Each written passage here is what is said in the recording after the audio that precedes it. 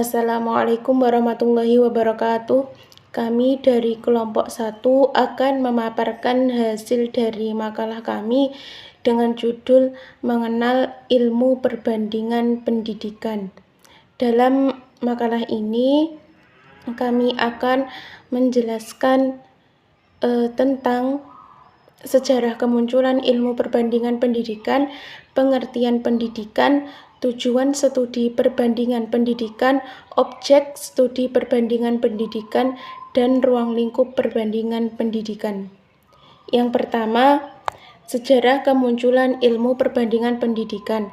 Secara substansial, cikal bakal dari perbandingan pendidikan sebenarnya telah ada sejak manusia mulai memperhatikan sistem kehidupan orang lain di dalam masyarakat pada masa lampau, di mana manusia telah melakukan komunikasi sosial dan saling memperhatikan satu sama lain. Inilah yang sebenarnya menjadi dasar tumbuhnya kebudayaan dan peradaban umat manusia. Sikap semacam ini yang mendorong manusia berpandangan positif terhadap usaha mentransfer nilai-nilai yang dianggap baik dan cocok yang terdapat di dalam sistem kehidupan orang lain atau masyarakat lain.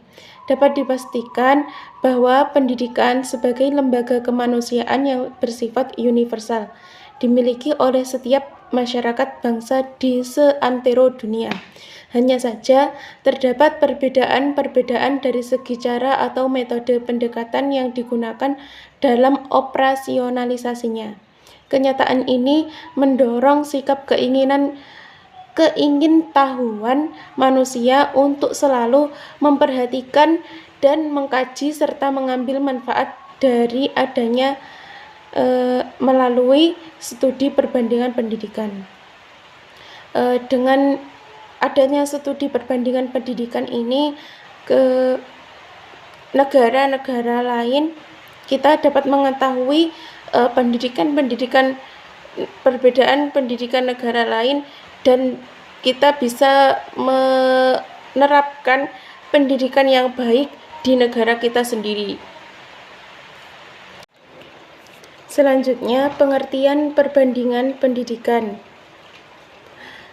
Dalam istilah bahasa Inggris, pendidikan perbandingan yaitu comparative education.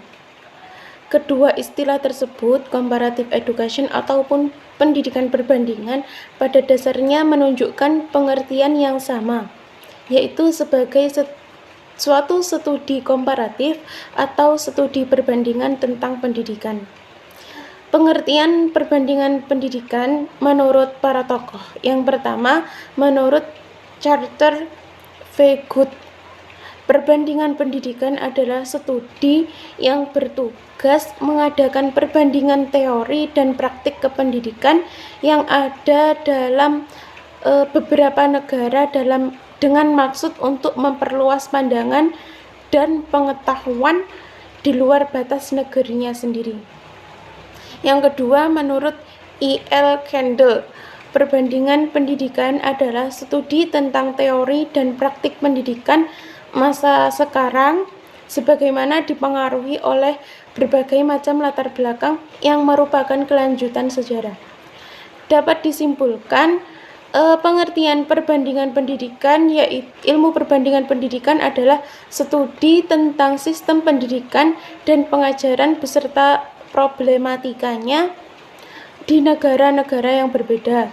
Selanjutnya, masing-masing sistem dan problematika tersebut dikaji sampai tuntas sehingga faktor penyebab utama timbulnya masalah dapat diketahui secara pasti dan dapat dicari solusi. Untuk selanjutnya, saya akan menjelaskan tentang tujuan studi perbandingan pendidikan. Untuk sebelumnya, perkenalkan, nama saya Nur Indah. Tujuan studi perbandingan pendidikan. Dengan perbandingan pendidikan dapat menumbuhkan rasa saling pengertian, saling menghargai, dan meningkatkan hubungan kerja sama antar negara di bidang pendidikan, terlebih ketika jarak antar negara bukan sebuah hambatan, menjadi kian dekat karena canggihnya teknologi komunikasi dan media elektronik, yakni ketika seorang dapat mengakses langsung via internet untuk mengetahui bagaimana kondisi pendidikan di suatu negara, belajar dari keberhasilan pendidikan di negara lain, sehingga kita dapat memulai pembaruan pendidikan di negara sendiri. Untuk yang selanjutnya, poin yang keempat, objek studi perbandingan pendidikan. Dalam studi ilmiah dikenal adanya dua macam objek, yaitu objek formal dan objek material. Yang pertama, sasaran objek formal adalah sistem teori dan praktek pendidikan.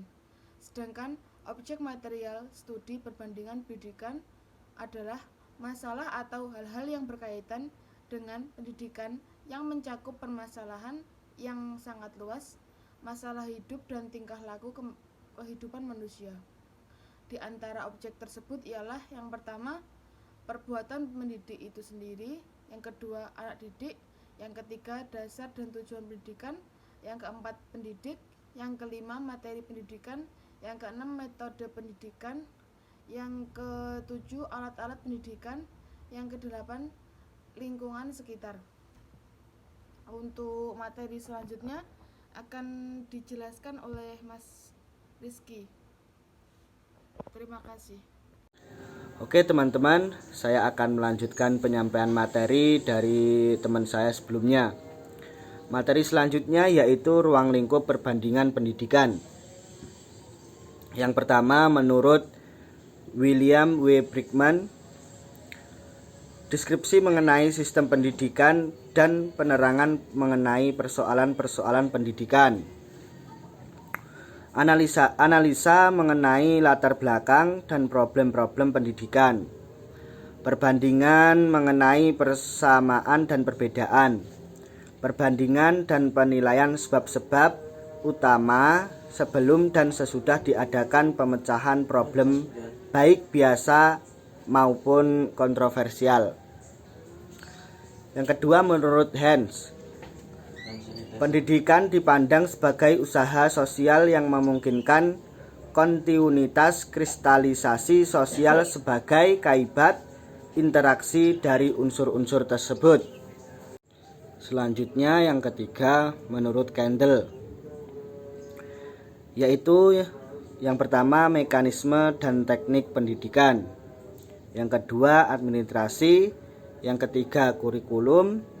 Yang keempat, organisasi sekolah. Yang kelima, jadwal sekolah. Dan yang keenam, metode pengajaran. Mungkin itu yang dapat kami sampaikan dari kelompok kami. Sesi selanjutnya yaitu sesi tanya jawab. Jika ada dari teman-teman yang kurang paham atau belum paham bisa ditanyakan. Mungkin itu, kurang lebihnya kami mohon maaf. Akhiron wassalamualaikum warahmatullahi wabarakatuh.